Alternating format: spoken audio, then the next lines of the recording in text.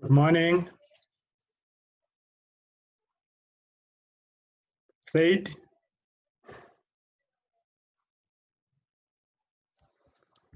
Hello.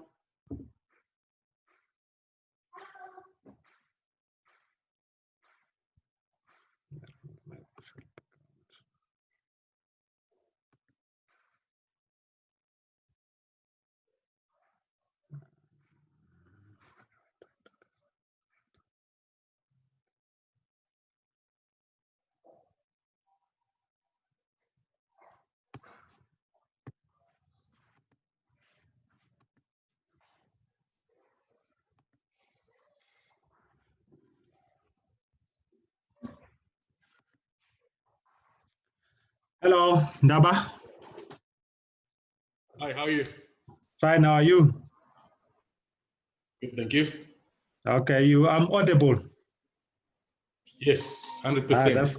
That's great, yeah. Okay. Said.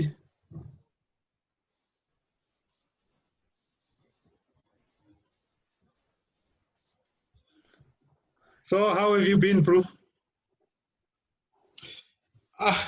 Surviving, man. It's tough times, but getting there. Getting there. Let's hope the situation will improve. Yeah, no, we can't get worse than this. I'm just a bit worried, you know, if we go down to level 3, ne? Yeah. I'm not really sure if the pandemic will get worse or, you know, I'm just a bit uncertain there. So it might just get worse. Yeah, for me, the pandemic is gonna get worse. But as long as the economy is open and government has got plans to deal with the infections. Yeah, I guess you're right.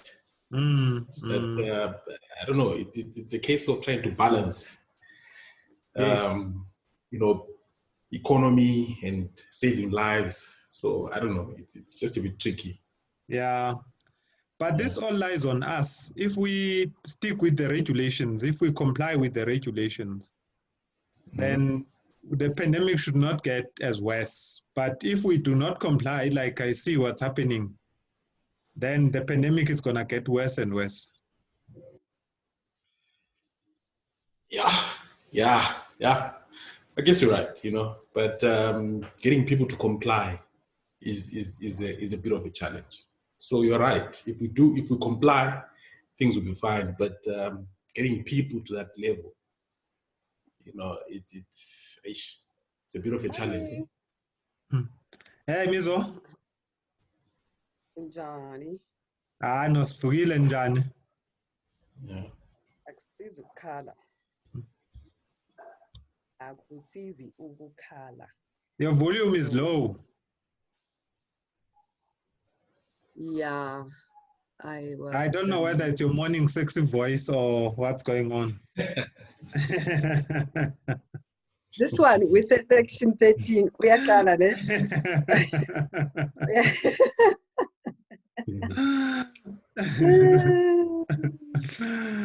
That's for a Q&A. Hey, bengisebenza izolo, so I didn't even have a time to advertise on mine and on the Insta when you know, I normally so hectic izolo. Yeah, I know, that's okay. How are you? Undaba lona ne? Yeah, Ndaba. Yes. How are you? I'm you? Good. Why you got your tracksuit? Kuyabanda yini? Yeah, it's a bit. And Nkonzo has got this big, huge jacket. my house is cold. Is it cold? No, all houses are cold. Kuyabanda ngaphakathi. Yeah, it's not necessarily that it's cold. It's cold outside, but inside the house is very cold. Is it? Yeah. So finally take my blood pressure and send a show with Anigula and in a corona. Zwi? Who is Zwi? I am unmuting everyone. Good morning to everyone. Hi there.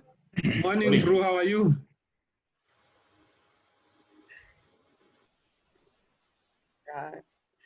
Naye, mabangafuni ukukutshela ngempilo zakho. Yibona. Who else is coming? Should I put a headset on?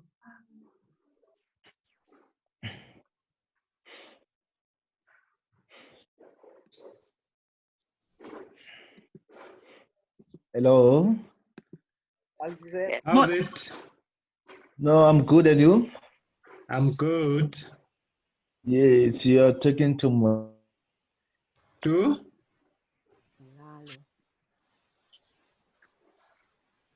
I can't even see who I'm speaking to. There's Winnie.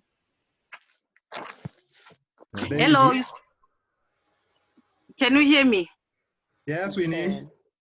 Yes, you're speaking to Winnie. I'm calling from Pretoria. Where in Pretoria? In Pretoria West, in Westview. Oh, okay. Yes. Nice having you, Winnie. Thank you. So, Anandaba, where are you? I'm in Midrand. Which part of Midrand? Kailani. Oh, okay. That's nice. Yeah. And who else is here? Khutso.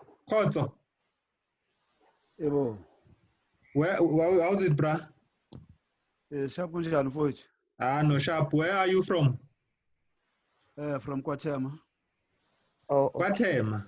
Okay, that's nice. Yeah. And Kumuto? Hola, Nkonzo, zithini mfethu? No, Sharp. How are you, everybody? How's it? Can you hear me? We can hear you very clearly, Komoto or Koto. I'm a citizen of South Africa. I stay in Niger, reside in Kwatema, live in Cape Town, you name it. You all over. Just one correction there. People from Cape Town are from another republic. Yeah.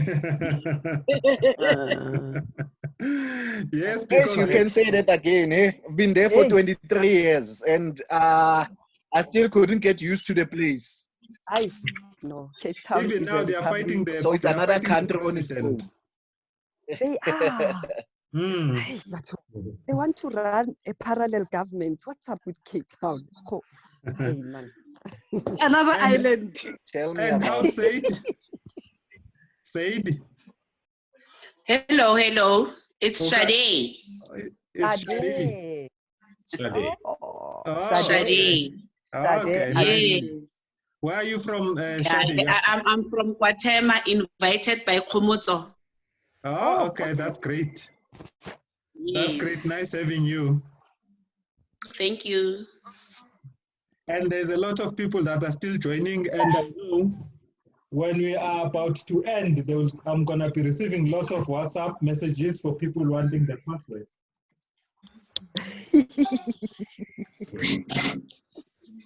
Some people, they can't just keep up with the time. Yeah, they don't. Eh? And that's how they are going to lose property deals, by the way. Ne? Let me just get Lindile in. I'm so happy that she decided to join us. Yay! You're the boss of collectives. She is the boss of collectives. Did you know, all of you, that Lindile won the competition at Sapin for the best innovative, best property innovator of the year last year in November? So Uslindile Wesakis, hey, somebody's coming with a mask. With a mask. Yes, remember also. You see, us Maureen is good. Social distancing. Komoto. Yeah. Hello, Maureen. Hi, Misa. No, I'm outside. Okay. No, I thought we were social distancing enough. Maureen had to put on even the mask. Yeah, she decided to put it on. Wow. Yeah, I think I'm trying to unmute Slindile, but she's muting herself. Hey, Sli. Hey, Gonzo, how's it going? I'm good. How are you? I'm good, good. We are so excited you decided to join us. Yes, I want to be part of this month. I want to find out what's going on. And so I was thinking about you this morning because someone last night asked me about property stokvels, how to begin, how to start, or how to join property stokvels. And I don't see her here, but I guess we touched on it a bit last time, but maybe talk when we're done with the general questions, or if someone asks about it, then we'll give you that for you to answer. Now that Okay, sure, no problem. Okay. Leslie, I'm so happy to see you. Hey, Mizo, how's it going? I'm good. I'm good. Yes, Lindsay, I've got people in Middle East asking me about Saki Sizwe. Yo, I am like, Bona, we are on the roll here. Can we do this? Oh, that's amazing. I'll talk to I'm so you happy to hear offline that. about it. They just texted me now. It's like 6:30. It's 7:30 for them in Qatar. They are talking about Saki Sizwe. I'm like, good. There's actually a lady that joined. She's based there. She recently joined. But anyway, we'll take the conversation offline. Yes, Yeah. No, but it's good to have it here so that people understand. Which it just, this is borderless, and we're going to create. These are people in the diaspora. They are looking for platforms to how to Yes. spend their money. In Middle East, Pella, we have got the temptation to just buy as the Middle Easters spend. We spend to match them. Yeah. And Tina's contributed. And that lady actually told me that she heard about it on your podcast. So, I mean, that podcast, I've had so many people actually joining, like even, I think we did it last year, was it around October or September, I think? October. Yeah, but I'm still having people like signing up now saying, yes, we heard it, you heard you on the podcast. And I was like one of the earlier guests, and I'm thinking people have moved on now. There's been more guests, but people are still listening to like the old episodes. So you guys are doing an amazing job. Thanks. Yeah, no, I think let's begin. Because obviously we're on the free version of Zoom.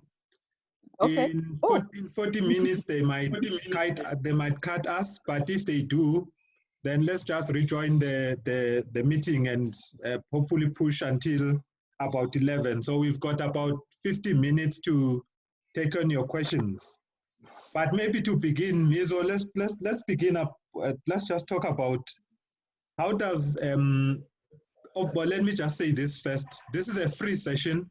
We're going to be, Mizo is going to be taking your questions. So this is for you. You will be directing the conversations. Yeah. Now you just need to raise your hand if you want to speak. If you don't know how to raise your hand, where do you raise your hand again? Or else you can drop your questions on the chat. If you look down on the bar for Zoom below the lower bar for Zoom, you will see that there's a chat group. You raise your questions there. If you don't want to speak, then I will ask those questions. But maybe just to begin, Mizo, let's just talk about how does property fits in the bigger wealth building? Because obviously here we're not just doing property because of we've got nothing to do or because of we're chasing the returns that property comes with. Hopefully everyone is doing property because we're trying to generate legacies. We're trying to build legacies. We're making generational wealth. Maybe just touch on that and also what tools can people adopt for them to be successful in this journey of property and wealth building. And I hope when you are there, you'll also just speak about the podcast that Slindile was referring to, because for me, that's a very useful resource. Don't forget to talk about that. Okay. All right. Good morning, everyone. So I am I'm so glad we do this, Gonzo, on this downtime, you know, just to change our mindset and the way we spend our time. You know, now that we don't have the opportunity to go and hang out at Busy Corner or at Saki's in Soweto, we are spending our time doing something valuable for ourselves, right?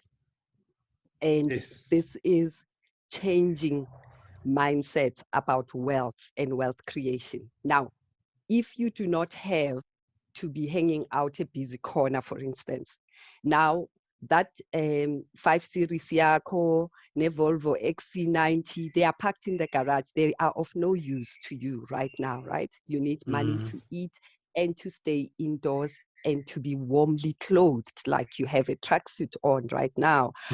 And my sense, my sense about it is this is a time that we are being asked actually the real truth about ourselves. You are sitting there now. Can you pay the bills? Is your mother warm and eating? Are your siblings warm and clothed where they are? Will you be able to pay the fees post-COVID? And we are being asked to see wealth and wealth creation in a different way. What if we never have to drive our German cars? Garage? What are we gonna do? You know, are you doing something meaningful with your money, or of building ways of having what you need and sustainable? You know, when I say sustainably, not imali ya namhlanje, not this money that we have so that we can buy the most expensive bottle of whiskey, but I'm talking about sustainably. What if I have COVID today and for the next 21 days I can't work? Will my child be eating? And will I be able to get out of that bed and go back into something? And what we discovered, you and I, was that property creates that passive income. And passive means even if I am quarantined for 21 days, there is somebody who's going to pay rent and there is an asset that I sell and get some money. That's what property is about. It's really not about it's going to be nice and flashy every day, and you have you know, a few rands in your pocket and you can reveal your many hundreds from your pocket, ubonisa abanye or whatever. Property is not that type of game, you know. It is for someone who's looking for a sustainable passive income, and it's a waiting game, and it's a game of patience. I really, really think that's very important. So if you are looking for fast, you know, maybe, yeah, look elsewhere. I don't know if it's sustainable, Abu Fast as well. But there's something that you and I, Gonzo, talk about all the time. We brag about what we are reading or what we found. We get excited about a podcast or what we found in a book. And our WhatsApp keeps busy, you and I, Novangile, because of that, right? Because we read, right? We read. And not everyone is going to be a reader, and I'm not asking everyone to be a reader. But I'm trying to say, with property, unfortunately, it's not the kind of thing that you are going to learn ngokuthi uzwe bathi. You know, I heard on the, I don't know, at Busy Corner, people, the music is too loud. People can't even hear each other. They are not going to be discussing things that matter, right? Yeah, no, we hang out and we have a glass of wine, but I doubt if we will have the conversation where I can ask about Section 13 sex and you can unpack it for me, and, you know, like the conversations that we have with Absa, what did they say to you when you said you wanted COVID relief? You know, you can't unpack it and tell me and give me the email. It's too loud, right? So I'm really emphasizing with our conversations where to need to change. When I want to talk about Saki Sizwe, these friends of mine who are in the Middle East, they know the type of person that I am. We speak once in 6 months or something like that. But when they heard the podcast, when they found Saki Sizwe, they just called, Emizo, listen, there is this thing, lapha South Africa, we did 30 minutes, and he called his wife and he was like, okay, you download Stockfella, let's have a look. So how does it work? And I explain it. Those are the kind of conversations that we want to have. We'll have fun. We'll have fun. I woke up with these 3 books because I'm looking for something for one of my mentees. Now, you asked me, I'm a mentor for the starter property investor, right?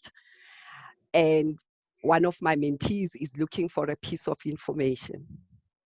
And as a mentor, are you expected to know everything? I'm glad to say I know 5.5%, so I'm ahead of her 5%, right? And she's looking for something, and we really want to phrase it kahle. So I went to the 3 books, to my dictionaries, to say, let me have a look. What does Jason Lee say about it? As Robert Kiyosaki have an opinion about it? And that's what I do, because I continuously, there's always something you're going to learn, something new that you are going.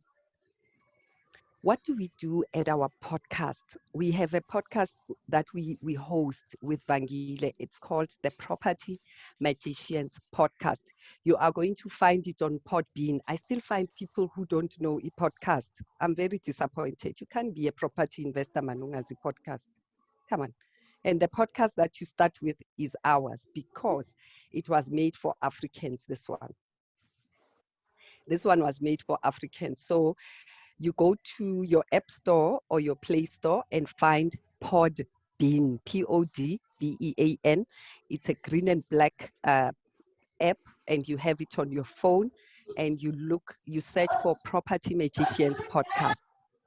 We were very clear about our intention, Novangile, when we set up that podcast. We couldn't find South African resources or African resources when we started on our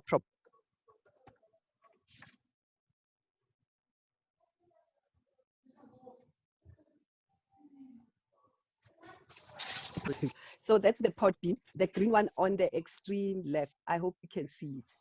Yeah. The green app. So anyway, I had like 4 people from last week's call that asked me about that. Now, why do I listen to a podcast? And I got someone who said, oh, your podcasts are too long. Yeah, sure. All right. The podcasts are too long. This book is too thick, ne? Yaga Robert Kawasaki. It depends what you're looking for. Yaga Jason Lee, it's about only 200 pages. Yeah, 190 something, 212. I don't know about too long, guys. There are subjects that you can't unpack in 5 minutes. And if you are looking for 3-minute videos, Hambo Lala Nabozol and whatever, but if you are serious about your business of property investment and forming a legacy and having true wealth, that's what we are talking about. So the 1 hour is actually virtually never enough. You'll see that we will start doing our podcast with an extension, because we find that it gets too long, we keep the guests too long, and there's just so much that we want to give you. And what we think our podcast is about is, yesterday, one of our guests, he's going to be podcast number 39, said to us, there is 6 trillion rands. Yeah, when you trillion, 6 trillion rands in property assets in South Africa, and only 7% is participation of Black people. Only 7. Now, when we set out to do the podcast in September last year, we thought, let's talk to people, because Tina, we couldn't find African resources. Suddenly, we have this podcast, and we discover certain things that we didn't know about our own country. Imagine how much more there is that's hidden. And it's all hidden in these books, guys. When they hide things for Black people, they hide it in here. And wealth is not going to happen by automatic. What Nkonzo has started now, he's trying to do an osmosis. So what I know, the little I know, I'm going to share with you.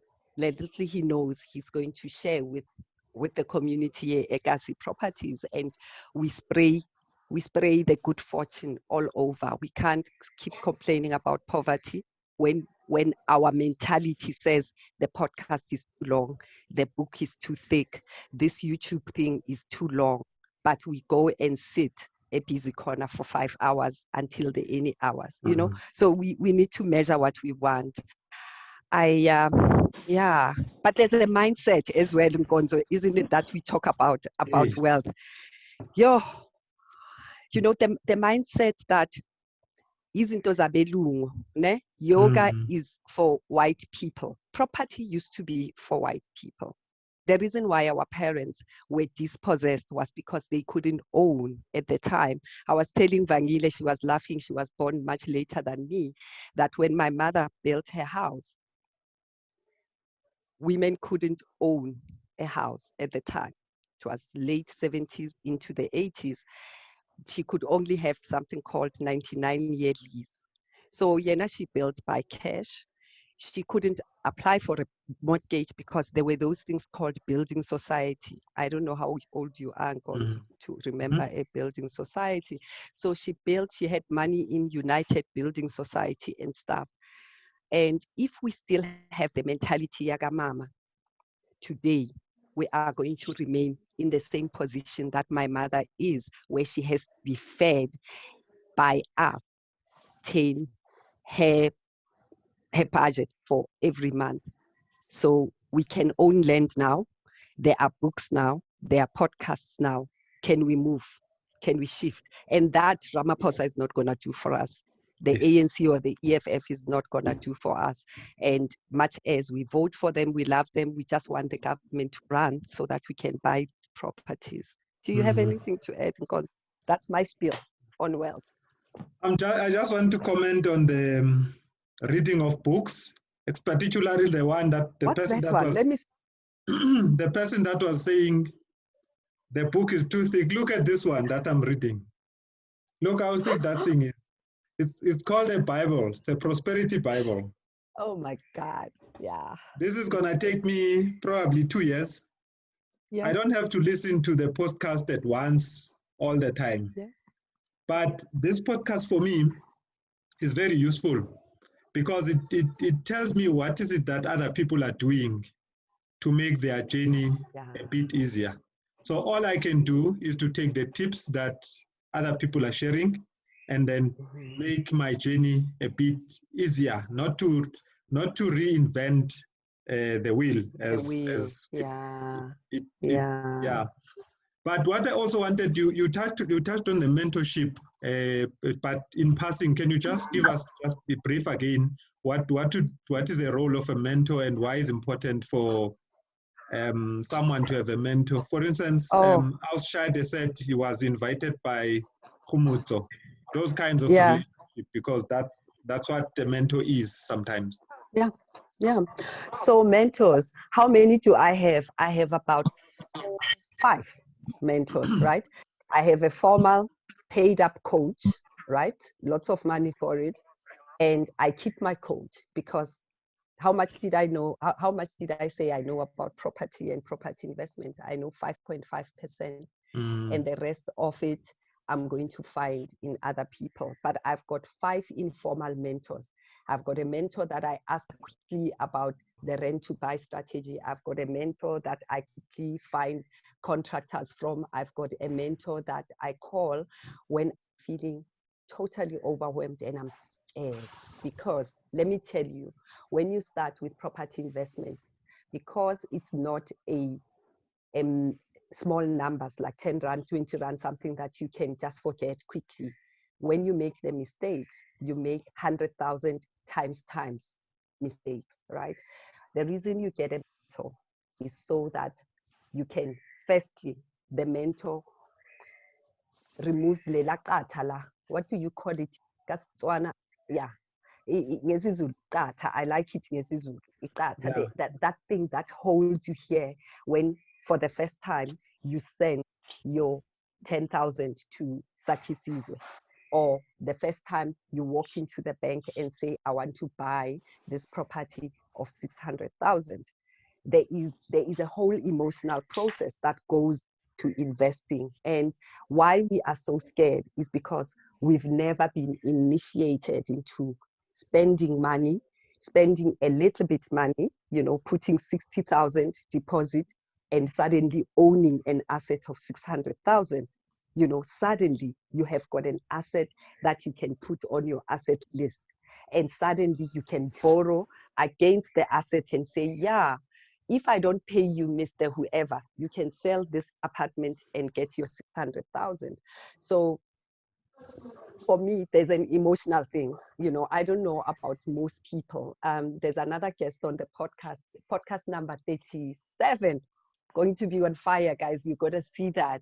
This guy says he spent hours and thousands of pages that he read for 4 years, reading, informing himself.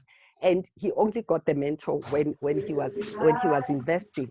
So for me, the mentor removes all those obstacles and the emotional obstacles. There'll be doubt, there'll be fear, there will be lots of anxiety, there'll be lots of sleepless nights, especially on your first. Especially unlimited minutes now. Anyway, so there will be doubt, there'll be fear, there'll be anxiety, there'll be sleeplessness, and I say it because Mina, I know it. I'm like this guest. I am totally intellectual about things. I need to know the English and every line and how do I do it and process. But you'll find that in real life, things don't follow order like that. They don't follow the book as I'm reading it. So what does the mentor do? He removes all those cobwebs. He's like, oh, Miranda, just wait. Yeah, you are being formal now about this. No, this is how we do it. So that's what your mentor does. What does the mentor do again? The mentor forms part of your network where you test ideas, where you can WhatsApp somebody and say, this is what I'm seeing, and quickly they can answer your questions. And why do we pay for a mentor? If I'm going to spend time with you going through your why, because that's the first thing when I mentor people. What do you do? What is your why? Why do you want to buy many houses? Yeah, I want to buy a Lamborghini in the next 5 years. Okay, great. We need to work towards a Lamborghini, right? That's what you want. That's what you want. If that's what your legacy is about, absolutely, let's do that. And so there's an exchange of energy. It's a labor. It's a labor of love that I'm giving you what I have got inside, what other people have taught me, and what my experience has taught me. Yeah. So that's what a mentor does.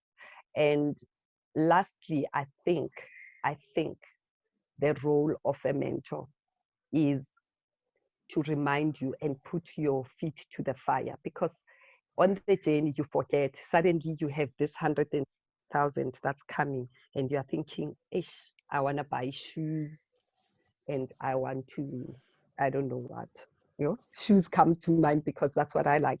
So I want to buy shoes. How do I do this? But there's that deal that I wanted to do. So the mentor puts your feet to the fire to remind you of your why, to remind you of your journey. I've got one mentee. We've got a goal of replacing her income by November this year, right? And between December and now, she has 3 properties that could actually replace her thingy, her salary by August or September if the deeds office open and we achieve what we wanted to achieve. So what's going to happen there? My role is to push her and stretch her a little bit further. In November, what else can we achieve then? And that's what you work with your mentor with. And I don't let her sleep. I don't let her cancel our appointments. Sometimes she's lazy, she wants to do something else, and then she makes an appointment and she says, oh, I forgot, but my son wanted this and whatever. I'm like, yeah, pull her back to exactly where she said she wants to go. That's my role. Yeah. Thanks, Mizo. I'm thinking of bringing Slindile here. Sli, are you here? Yes, I'm here. Please, so that I can have coffee. Sli, you go. Sli, for me, this subject of mentorship is very important. And this is because of what I've heard as well from our friend Robin Booth, the story of a hotel once that was leaking, and they called a plumber to come and have a look at what was the problem. And the plumber spent 2 minutes looking at the problem, and he fixed it, and he then submitted a bill of 100,000, let's call it 100,000 rands in 2 minutes. And the hotel manager was surprised. Why do you charge me 100,000 rands for 2 minutes? And then the plumber said, I will charge you 1 rand for fixing your problem, but I will charge you 99,000 rands for knowing which problem to fix. Now, I'm saying I'm using that just as a background for you to tell us about, again, just to add on what Mizo has said. I know that you are a mentee and also a mentor, and maybe if you can just share with us what has been how have you benefited from a mentorship relationship, and maybe how are your mentees feel now that they have in this relationship with you of a mentorship. Maybe also just for the benefit of, maybe for the benefit of everyone, just introduce yourself, mainly the Saki Sizwe, the Stokvel, before you talk about mentorship. Okay, thanks, Nkonzo. So I'm Slindile, and I'm the founder and chairperson of Saki Sizwe Property Stokvel. We are one of South Africa's fastest growing property stokvels, and it's really about we can come together. I know sometimes when you're doing something on your own, like Mizo was saying, sometimes you lack the discipline and all of that. When you're doing it as a group, somehow that just forces you into actually staying with the cause. And we've had members joining us, and some of them have stayed with the cause. I mean, for example, this month alone, we raised well over 500,000 rand in a single month. And it's the most amount of money we've raised in a single month. Like last month, we raised 300,000 rand, for example. And it just goes to show the power of what we can achieve when we're doing something as a collective against everything that's currently going on. So I think Saki Sizwe has really been one of those stokvels that's just moving the how training of this. And then the value of mentorship. I think there's different kinds of mentors that you can have. I think Mizo alluded to it a little bit, and as well as yourself. You can listen to podcasts, you can listen to books like your Robert Kiyosaki's, your Jason Lee's for the South African context. But those things are sort of generic in a way. It's like it can apply to anyone. You take what you can from it. But working with a person one-on-one, they understand your situation, they understand what your needs are, they understand what drives you, so they can really tailor the solution towards what you are trying to achieve. So I've had the privilege of working with Robin Booth as my coach. He's really awesome. And I think he's just helped remove some of the things that I was not aware of. Sometimes when you're just going down a particular channel and you think this is what I want to achieve, and then somebody comes and just asks you questions and challenges your why and challenges the way that you do certain things. So that's been the value for me of a coach in terms of, I had this thing of, I think early this year, I was like, I want to have multiple streams of income. But I didn't really have a solid plan of how I was going to achieve that. So having him on board as a coach has helped me to unpack some of the ways that I can realize the goal of having multiple streams of income. So yeah, that's the value that I've had from just having someone hold my hand and guide me, from being experienced in the property industry. And I think our profiles as well are similar in that, I like automation, I like technology, I like doing work once and then just letting the thing run on its own. So his personality is also like that. So I think that is why we've clicked in a way, and he's taught me lots of things and that is why, during the lockdown, we are doing better than we did even before the lockdown.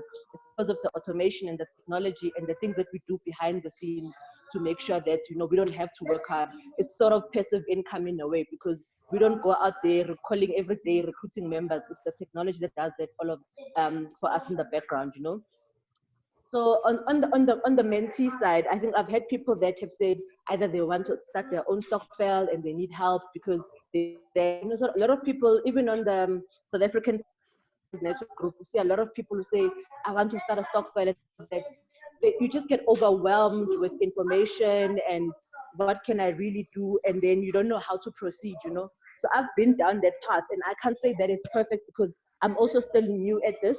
but I can share what my journeys have been so that another person doesn't have to make the same mistakes and doesn't have to have the steep learning curve that I had to go through. So that's the value of now imparting that knowledge, you know. So for me, even when I was at school, right, I was very lazy in terms of doing my work, but people thought that I was clever, right? So they would constantly ask me for help. So when they ask me for help, that's when I would actually learn by explaining it to someone else. So when you explain something to someone else, it actually reinforces your own understanding. So that is what I have learned from, have benefited from being a mentor to people, to say, when I'm teaching someone something, it actually not only does it help that person, it also helps me, because before I can explain it to you, it needs to make sense in my head and all of that. And also you imparting this knowledge. I think Mizo explained it very well, that property has been hidden from us. You know, the wealth creation benefits, the protection of that wealth has been hidden from us. Maybe not intentionally, but because we haven't sought the information. It's always been there, but we haven't sought it. I think now we are this new generation of people that are actually challenging the status quo and saying, let us find that information, let us create that wealth, let us get comfortable with talking about wealth. You know, as Black people, we are afraid of talking about wealth. It's almost taboo in a way, you know. I remember when I was growing up, we used to be wary of rich people. We would be like, Bayatwala or Bayatagata and all those other things. And so we wouldn't actually get close to them to understand how they achieve their wealth. So it was almost always like distance from us. It was like something that's unachievable. So even now when you talk about wealth, it's like people look at you funny because it's not a topic we're comfortable talking about. So I think as we grow, we teach others and we also learn because it's also new to us. And I think that's the value of this whole mentor-menteeship relationship. Thank you, Slay. Absolutely. Yeah. And wow, and I think I think what we also find was also found in the mentorship is also just the networking. Most of the time, mentors have got strong networks. So if you are connected to this one person, you basically connected into a string of network relationships. For instance, if you get a mentorship relationship with Lee, you are also by default connected to her mentors as well. But now I don't know. There's an estate agent that I had invited, Asanda Memani. I don't know if she's here. Asanda, are you here? I don't. Asanda? Okay, it seems she's not here. Let's take the question, Mizo. Let's take the questions. Yes, let's do that. Who's got any questions? I see one on the chat about an RDP house for rental, Nkonzo, from Komozo. Let's start with Maureen's one, though. I saw that one. But let's start before that. There is a Maureen's one about what are the challenges did you face as a property investor during this lockdown? I should let you answer that, Nkonzo.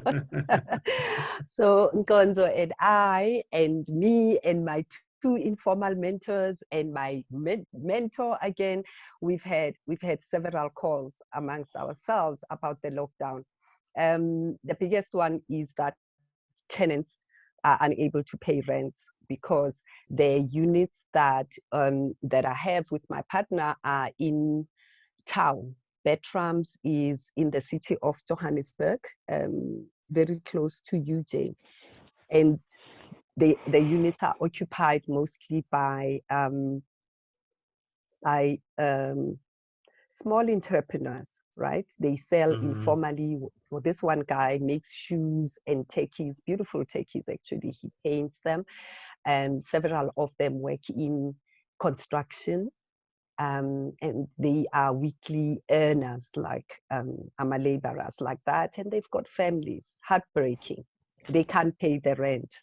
Gonzo and I had a call that how are we going to deal with this, and we were just questioning our own humanity and comparing it to what we have to face with the banks. And we all went to the bank to ask for COVID relief and showed them the rental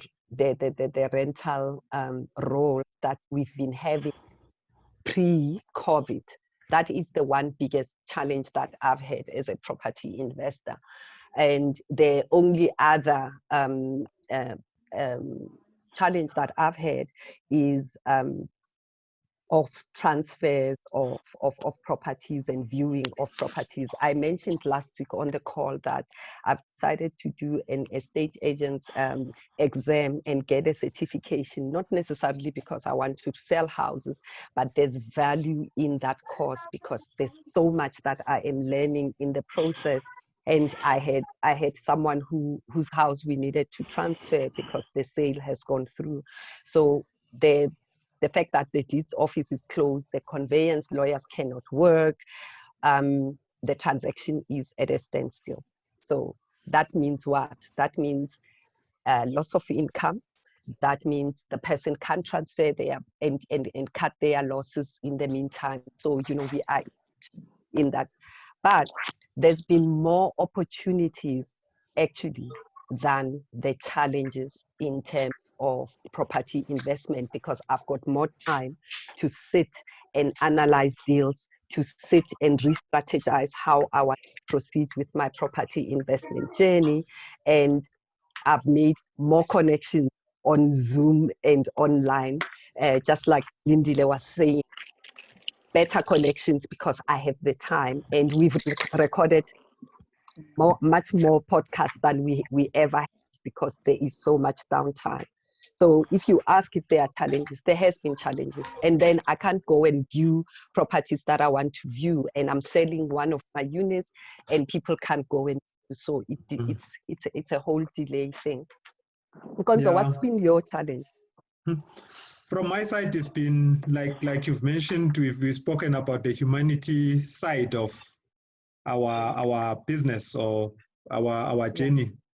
For me, I've struggled whether to give people free rental, let them pay half for at least 1 month since they could not work, or let those that can pay, and those that cannot pay, then don't pay, and then we make arrangements around that. But I don't want us to deal with the challenges because we can sit here and talk about our wounds that we had to endure during this time. But maybe just tell us, since you're still here, how did you as Sakisizwe manage to still ramp up so much during these tough times, so that we can get a different perspective of what is actually going on? Because it's not like everyone is licking their wounds. There are people that are succeeding in these tough times. So, Nkonzo, it's doing the groundwork, right? So you do the work, you lay the foundation, and then you reap the fruits later on. Like I think, as Miranda's mentioning, a lot of people are now sitting at home, so they've got more free time on their hands. So, we've had like book lives. So we've really used technology to reach a lot of people. Like we normally, for example, when we want to just tell the members about how Sakisizwe works, we'd normally have like face-to-face info sessions, right? So we'd do them all over the country, Durban, Cape Town, wherever. And normally we have an attendance of around 50 to 60 people. But because we've taken it online, for example, when we have like a Facebook live session, like 4,000 people actually viewed it.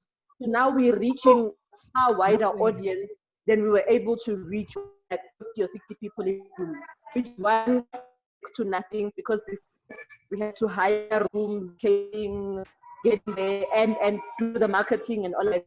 So now we're able to actually just sit behind our computer screens as we're doing now and share the message to a broad range of people. And because we've been doing the work and we've been consistent from the time that we launched up until now, people are starting to actually have faith in the product and in what we do. And in terms of the deal that we invested in, it was done. So it was just a matter of now just raising the funds. So that is why I'm saying, I mean, we need to, this lockdown has forced us to embrace technology and to see how we can use it. Mizo and how she's sitting and she's analyzing deals. Those are still available. People are, so you can even still put it for right now and say, and just put a condition to say subject viewing post-lockdown. Nothing stops you from, you can still in this market and just smart about how you do it. So yeah, so that's how we've been Absolutely. able to be busy during this hard Yes. time. Absolutely. Oh I my told gosh. I told you Yes. guys last week. I told you last week that you must take action. Get the information, then take action, because you don't know Can what's this gonna happen person mute tomorrow. herself? Oh my God. Shucks. Oh, Hawaii. Hey. Huawei. Huawei P30. P30. Let me see if I can find. The name. Yeah, No. yeah, it's muted All now. right. Yeah. Okay. Okay, let's move on. But the point I was making is that when you hear information, take action. Don't wait for tomorrow. Don't wait for next week. Take action, because you don't know when is COVID gonna strike again. So let's deal with Khumutso's question before we come to the live questions. Let's deal with Khumutso. Khumutso wants to know if you can purchase an RDP, house for rental purposes. What is government stance on this? Is it permissible for as a property investor to buy RDP properties? I don't have a formal answer about if you can purchase RDP homes and then go and rent them out. I don't know what the stance is for the government. I just know that people who are given an RDP house and they end up reselling it. I think it's theirs, isn't it? The title deed is owned by them.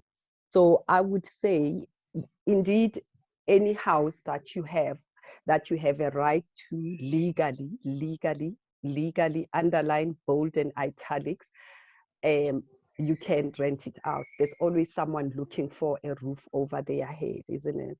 So if you've got a house that, let's say you had an RDP house, or you grew up in an RDP house and you are up leveling, and you go and get your mom's house somewhere else, right? Let's say you move up to another suburb, that RDP house is yours.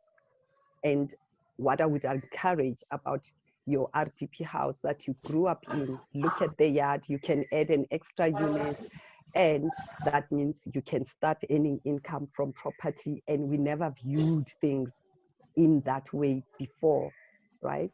So I have no legal stance about it, because I don't know what the stance is in the government.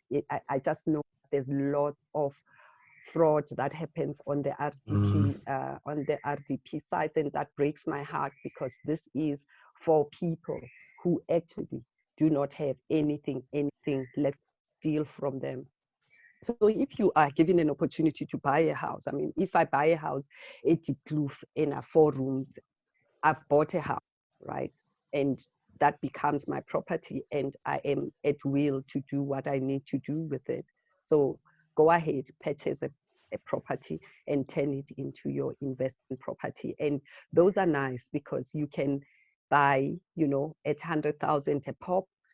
You can even do cash deals if you've got 100,000, and you can start earning, but provide decent housing for our people. Can I just remind each one of us who are here as well that those RDP houses, make them decent. Let them have running water, let them have a bathroom, let them have flushing toilet. And that's the other thing that I want to remind ourselves about property investment. Please, let's do it with dignity. Just because people are poor and they can only afford 1,500 rental, let's treat them with dignity. I think I totally agree with you, Mizo.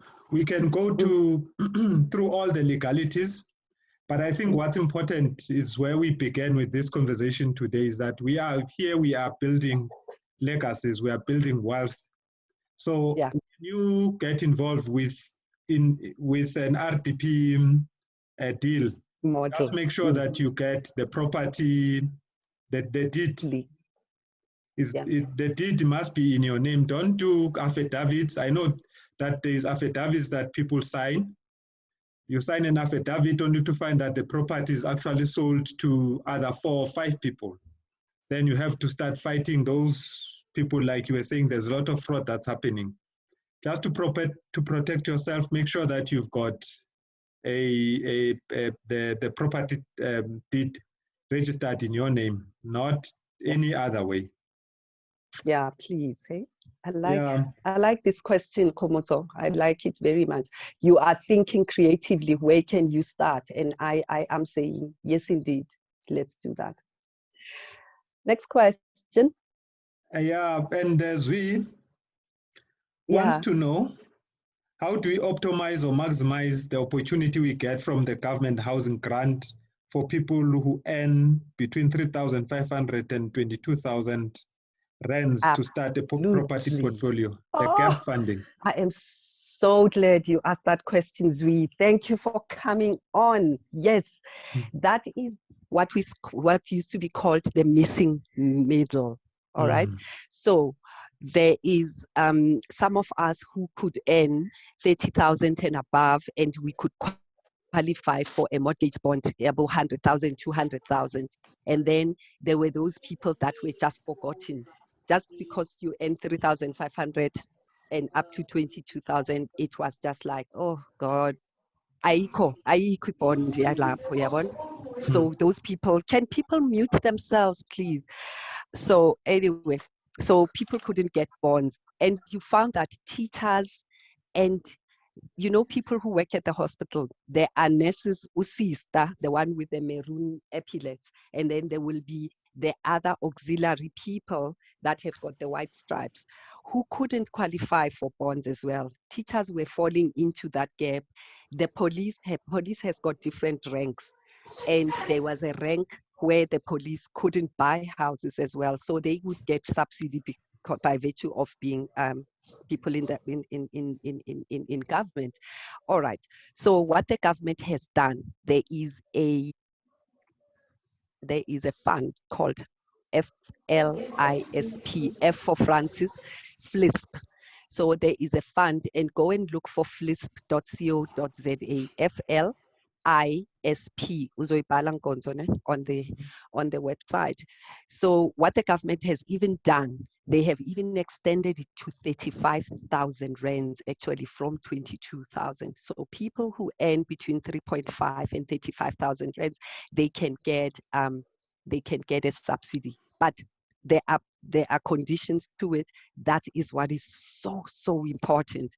It is a condition that it is for first-time buyers. That's the first thing.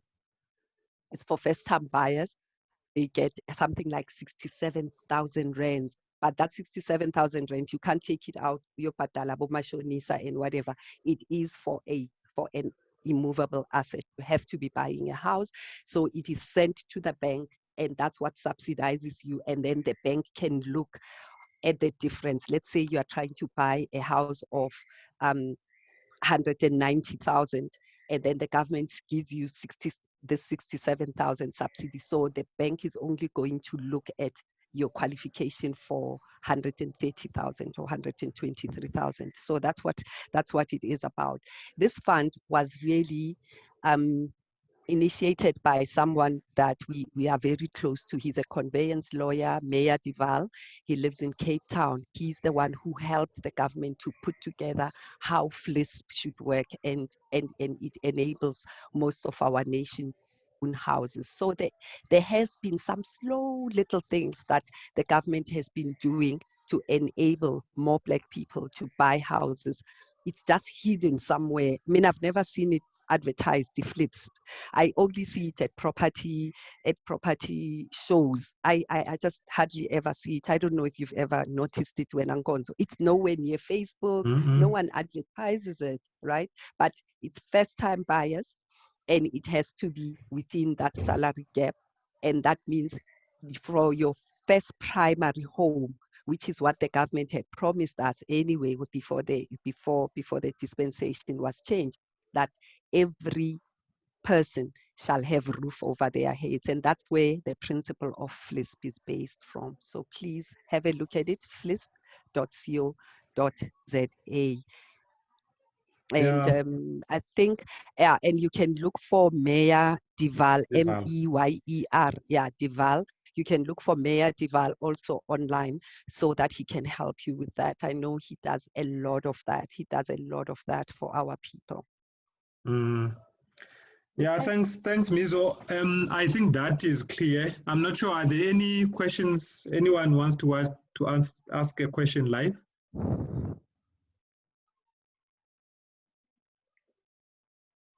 Stockfell People's Liz, yeah.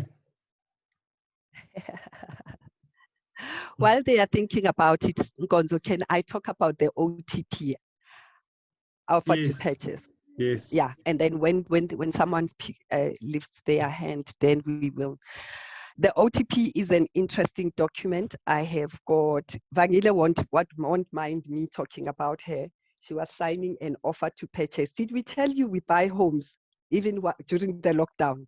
She's buying a unit for investment, and lo and behold, she gets sent an offer to purchase. And then she says, I'm going to send it to my lawyer to have a look at, and blah, blah, blah, blah. So it goes round about 2 days, a day later, she still hasn't signed the offer to purchase. What's the problem now? No, the offer to purchase, I don't know, I'm scared, and whatever. And those are real issues. So she realizes that she never actually did sign an offer to purchase, even with her first unit. So let's talk a little about the offer to purchase. Please, when the estate agent says, oh, sign this document, it's just a standard offer to purchase, there's nothing to it, don't take their word for it, please. It's 7 or 9 pages long. Go read it. Go and read it. Ngiyacela, please, if you can't, get a mentor to sit down with you, go read it.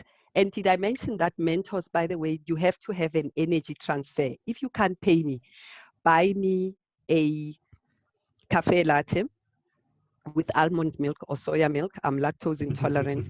I will go over the OTP with you, right? So the OTP, Jason Lee emphasizes. So don't let anyone tell you it's a standard document. It's not a standard document. Make it relevant to what you are buying. Go and look at that OTP. Initial every page, sign on the last page, fill in all your details. But please, they must describe the property. It mustn't say you're buying a 3-bedroom unit if it's a 2-bedroom unit. Those things happen. I'm not kidding you, right? It must be described. It must have an address. And the person who's the seller must be the actual seller. You must make sure they tell you he owns the title deed, right? Here's the other big one that I find on the OTP that at least that's one thing that I look at. There's a clause on fixtures and fittings. Nah?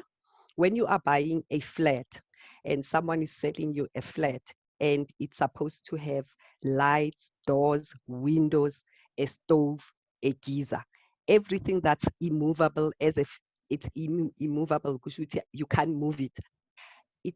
When they say it is there, it must be there. There must be an actual door. So the physical aspects of that property, it must be an actual door with a handle, by the way, with a handle. And a lock that actually locks, and the windows must open and close. Those things are taken for granted, and you will buy something on paper, but those things are not there. And you must state there, if the line is not there, on the day of transfer, I shall be given the key to every door in that property, because you will find yourself with doors now that need you to call a locksmith. You've just bought this property, a locksmith to break a lock. Can you see that that's an added expense? You've bought this for 150, you end up spending another 3,000, 4,000 fixing this door, changing the lock and whatever. Remote for the garage if it's a house. All those things, can we please ask people to get and write it in the OTP? You mustn't spend that money. And if there's no duplicate for that key, the seller must make sure you have those keys on the day of transfer. The OTP is such a critical document. That's where you can make or break a deal and you can buy a boo-boo on that day. So I'm just talking about the properties that already exist. When you are buying land, your offer to purchase must already say that land is zoned for what, if that's what you want, all right? Otherwise, you're going to spend another year waiting for approvals of the zoning. You wanted to build 10 flatlets there. You can't build because it wasn't zoned that way. And we don't read the OTPs. You know why? Everything that's hidden from Black people is written, is hidden in writing. Make sure you initial, make sure you sign. I did say that. So all the stuff that you want, write it in there. If ungakwazi ukuyibhala bakithi, say it in Zulu to someone so that they can read it. And like I say, there's no shortage of mentors. There's no shortage. Sometimes we share free information on Gonzo's website about things like that. And I think it's very important to share. So we found ourselves on Thursday night, Vangile and I, going through her OTP and signing it and adding clauses that we want and adding speech bubbles and doing all sorts of things before she could send it off. That's the OTP. Yes, yeah, and we cannot take that document for granted. It's a legal, document. Yeah. So if you have got things there that actually not in the physical property, or there are things in the physical property that are not in the offer to purchase, you can't then come back and say you were robbed, because the document was given to you. You had a chance to read it. The assumption is that you read it before you signed it. So before you sign that document, just please read it. Take it, ask the estate agent to email it to you. You tell her that you'll come back in 2 or 3 days. You read it, you satisfy yourself that you are happy with the document. The other thing that they like locking us into is I take this document whether the bank grants me a bond or not. Haibo. Haibo. It's some of those documents are just fraud, guys. You cannot. It's always subject to whether you can have the money to pay for that bond. And 2, there's a cooling off period. If in 7 days you come across another property, you can change your mind. Please don't be afraid to change your mind. Gosh, change your mind if you must. Sheesh, I've seen horrible things. Yeah, and when the bank comes back and says, "I Niran, you are over ambitious, you can't afford a 2 million rent house, go back to the 1.6 and 1.5, then I can't buy that property." And that clause, if it's not there, put it in there, subject to whether ABSA is going to give me, or your FNB or whoever is going to give me 2 million for this property. If I told you, walk away. Okay. Thank you, Mizo. If there are no questions from the floor, I think let's close down. Let's start with Lee. Lee, do you have anything to say in closing? Maybe just tell people how to find you and how to find the Stokvel. I know there are no questions here, but we all love working in groups. Stokvels are not new for us Black people. It's things that we've always done, but maybe not for all the good reasons. Okay, what I want to say to everyone is don't let this crisis go to waste. We are going to see a lot of distressed sellers, meaning people are going to be desperate to sell during and post this period. So use it to find those bargains. They don't come around often. I think the last time we had something like this was around 2008, 2007, somewhere there, after that, the crash. So it doesn't happen often, so make the most of it.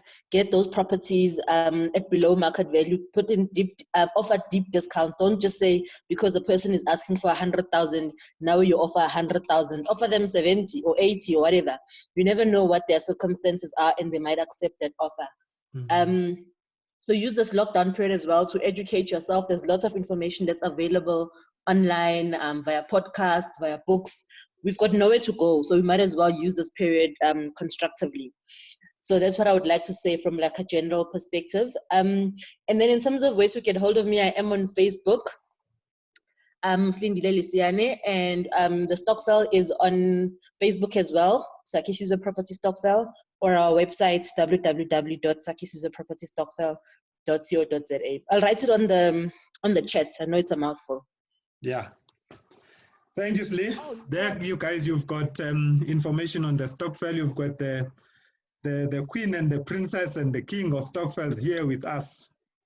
So take this opportunity and join Sakisizwe or any other Stokvel for that matter that you would want to join. All we want is that you must somehow get involved. Like I said last time, when you are in the Stokvel, make sure that you learn whatever your goal is. Learn, and then you can then come and do the things that you would have wanted to do yourself. Mizo, do you want to say anything? Question. Oh yeah, okay, you can go on. Oh, that suddenly. There are Hi, suddenly yes. Nomcebo. the questions. Oh gosh. Hi, Nomcebo. Can you You hear can me? go ahead, please. Yes. So I wanted to ask, do you guys know anything about this Stokvel that was doing the rounds on Facebook where they contribute 3.5 every month and then they buying houses for each other? Lee, do you want to comment? I didn't get your name. So no, I don't know. There's lots of Stokvels, right? That one can join. So all you need to do is to understand before you join a Stokvel, what the constitution is. So in the constitution, they'll normally say what the objective is of the Stokvel. So, for example, our Stokvel doesn't buy properties for the members, so we do investment properties, right? So understand what is the objective of the Stokvel, right? And in the one, what I would advise you is if you're going to join a Stokvel that is going to buy properties for the members, right? I would advise that you join one where the properties are actually sitting in some sort of an entity, whether that's a company or that's a trust. And until all the members have had their turn in terms of their property being bought for each other. Because, for example, if we're going to be buying for each other and I get my property first, what guarantee do you have that I'm going to stay on and make sure that all other 9 members are going to get their turn?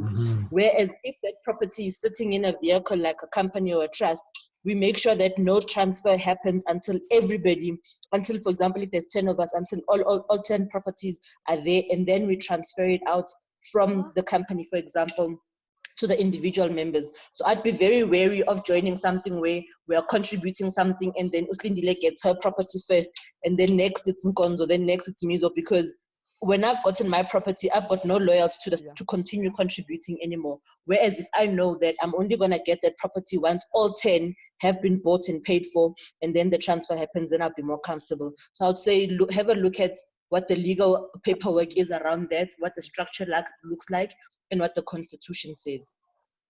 Okay. Yes, thank you, Lee. I saw one of those WhatsApps, and I had exactly the same concerns that you've raised now, and I'm glad that you've also raised a solution, because for me was what are the legal requirements for the member that has already got the property to stay on until the last person has received their properties.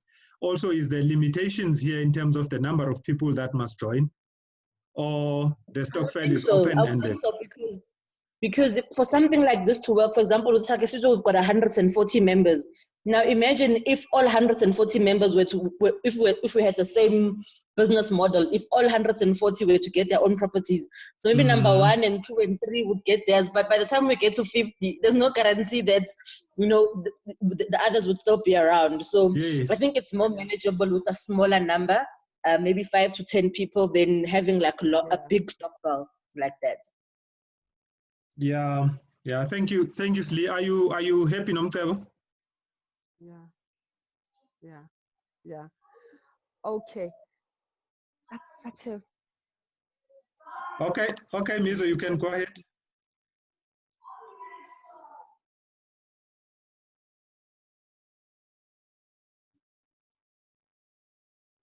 Mizo has just ran away. Nomcebo, you wanted to say something?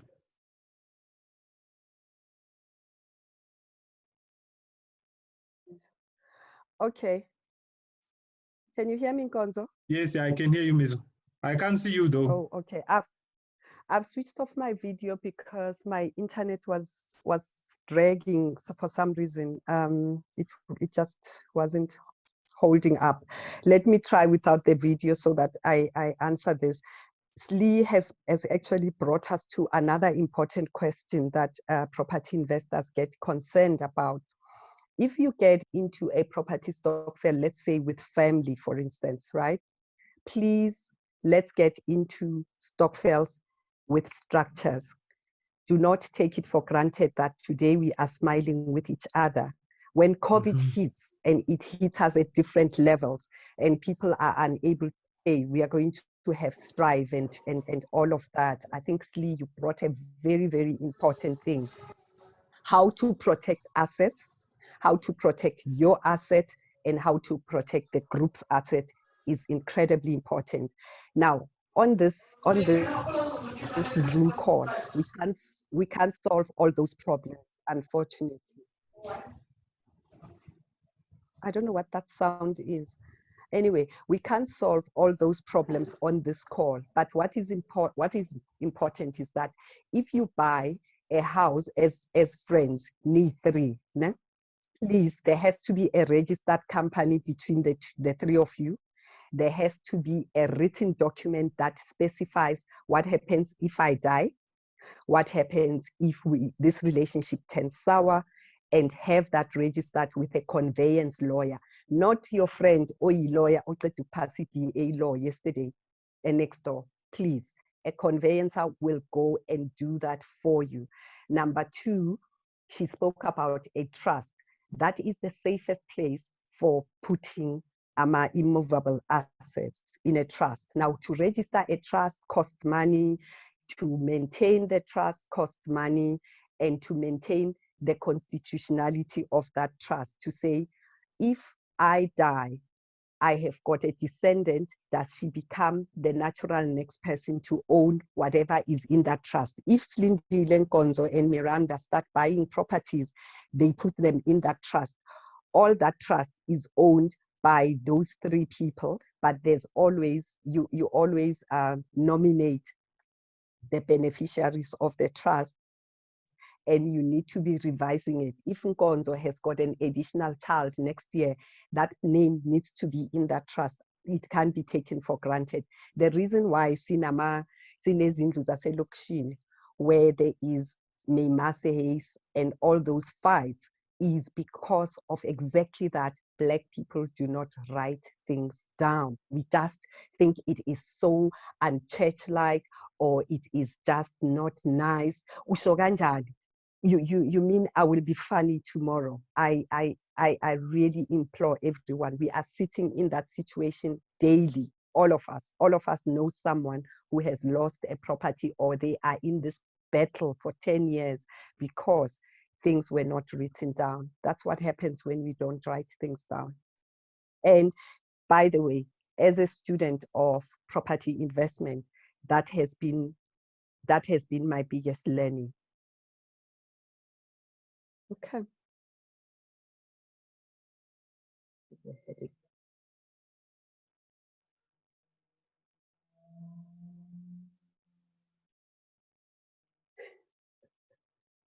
I can't even hear you. Is he still here? Yeah, he is. I muted myself. He muted himself.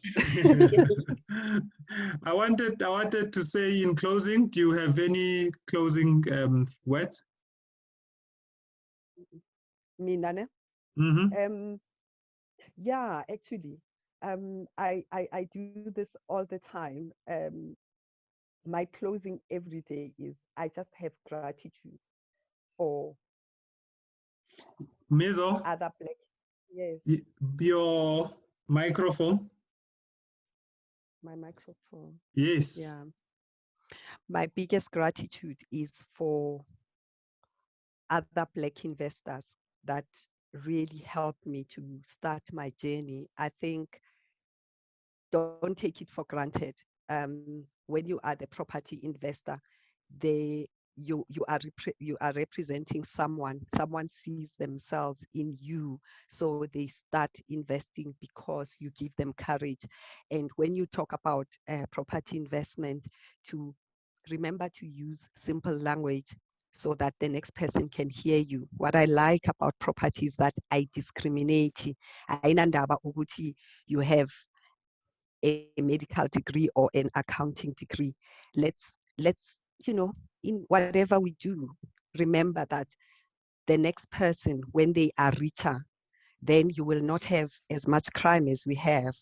So speak in a language that the next person can understand so that they can see themselves in you and start investing in property as well. Yeah. The more of us who can afford certain things, the less crime we will have. Yes. What you just said now, my spiel.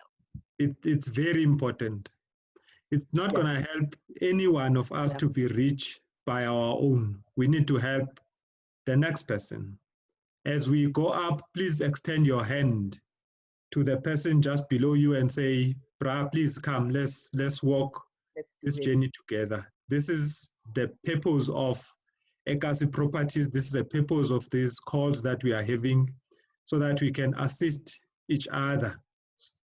It's not going to help us to go this journey on our own. In fact, any journey that you are, where you are on yourself, it's very scary. But the moment you're bringing other people along with you, it gets better and better. Now, there's a subject that's very close to my heart that we've touched on. And I know that in the next few months, we are going to have someone who's going to be speaking on this. And that is structure, property structure, or investment structure. It's very important. Asset protection, critical. When we talk about that subject, we're going to talk about things that are sensitive. We're going to touch on the romantic relationships that we have. How do they affect our wealth creation journey? Going to talk about the marriages. What kind of a marriage? What the different types of marriages? How do they then affect your wealth creation? With those few words, I want to say thank you so much, Mizo and Slee. Again, you get a virtual hug. Both of you get a virtual hug from all of us. Thank you. And Thank you, for you guys for attending this session, dedicating your time to learn and develop yourselves. I'm grateful. Like I said, it's not going to help for the three of us, Mizo, Lee, and myself, to walk this journey by ourselves. We need you to come join us in this journey. I'm grateful for your time and thank you so much for joining us. I will publicize the next one, the date and the details of when it's going to come and the guests that we are going to have. I will publicize it again on Ekasi Properties Facebook page. Thank you so much and enjoy the weekend and bye-bye. Bye-bye. Thanks everyone, bye. Bye, Slee. Thank you for joining us. Anytime.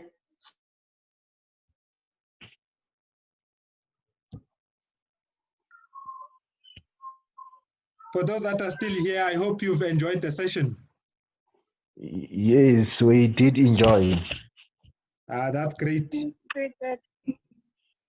That was good. Yeah, no, thanks for coming through. Yes. How's Nelly? Hi. You've been listening attentively. Yeah, Did it's you my second time. enjoy? I'm willing to join even more. I did. Hello. I honestly did. I'm learning a lot. You're learning a lot. Yes. Yeah, no, that's great then. There's someone who wanted to speak BSM. That's all I can see on my screen. I'm not sure who's that.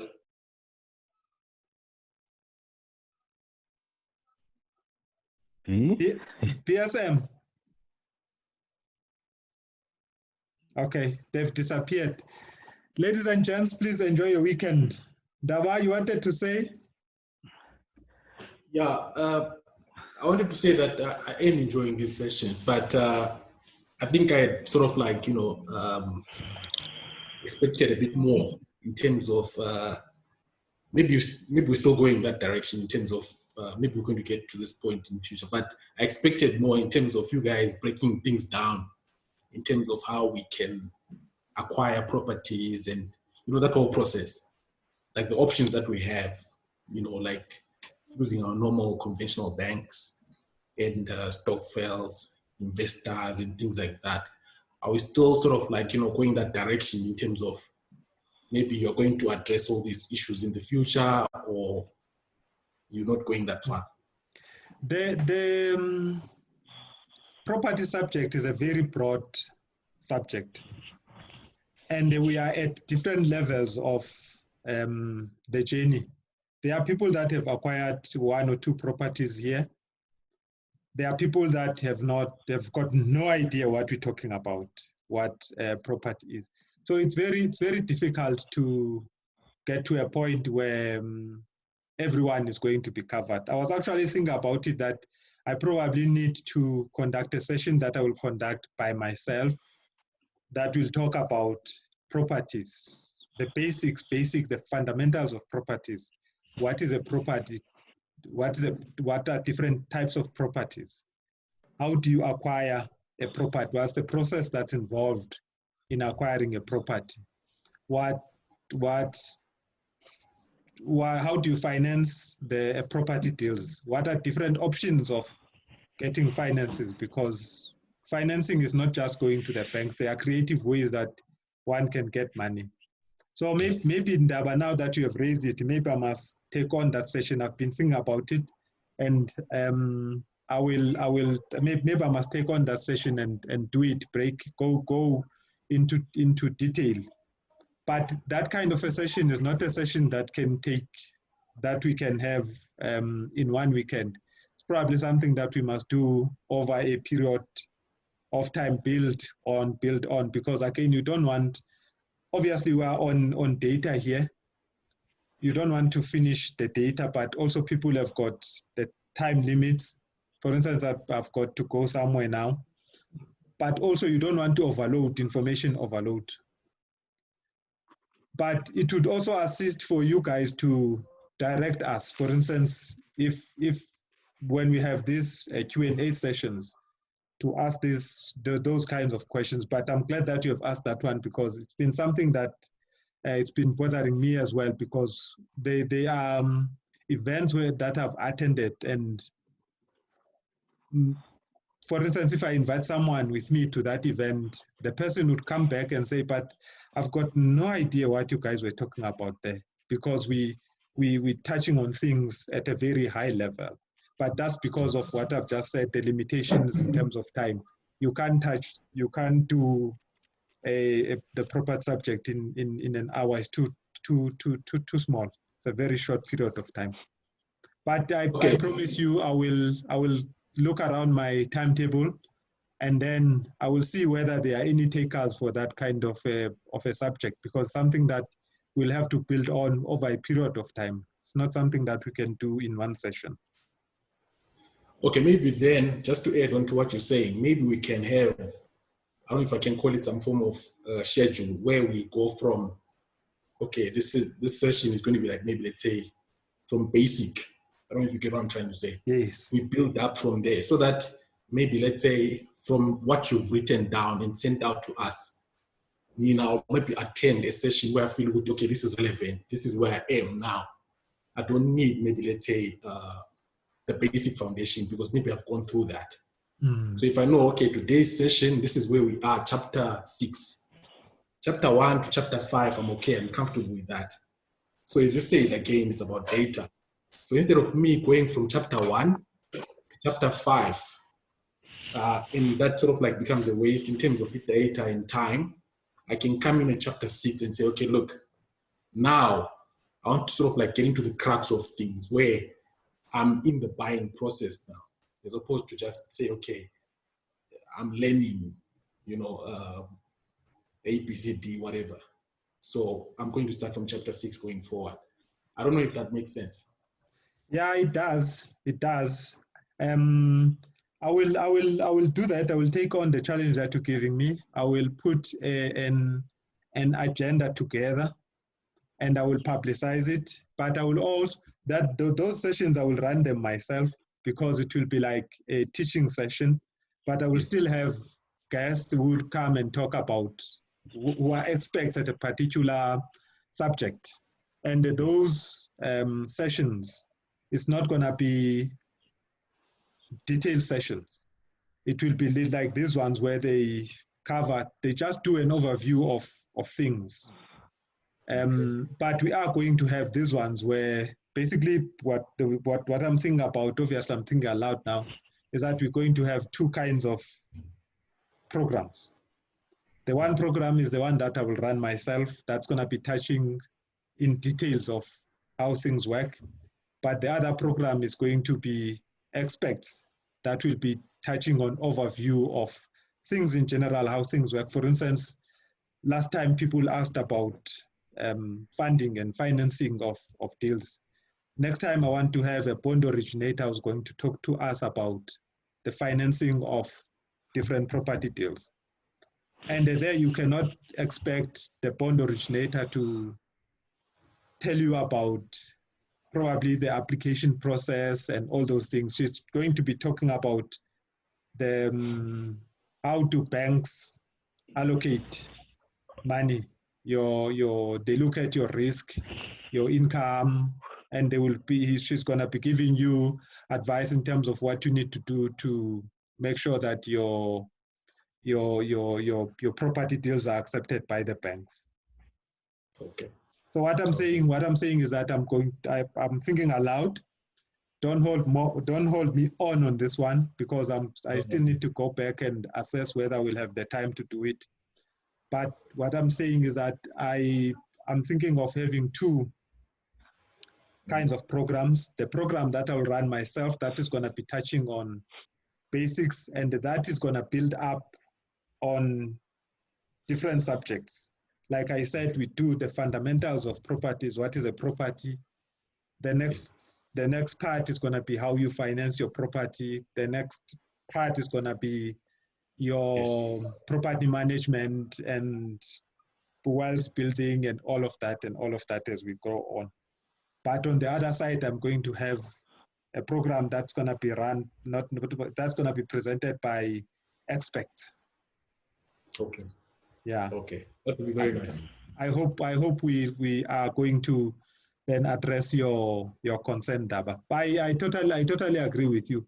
Like I said, what you said now, it has been bothering me because you attend these things, but you're still not too sure what exactly were we discussing.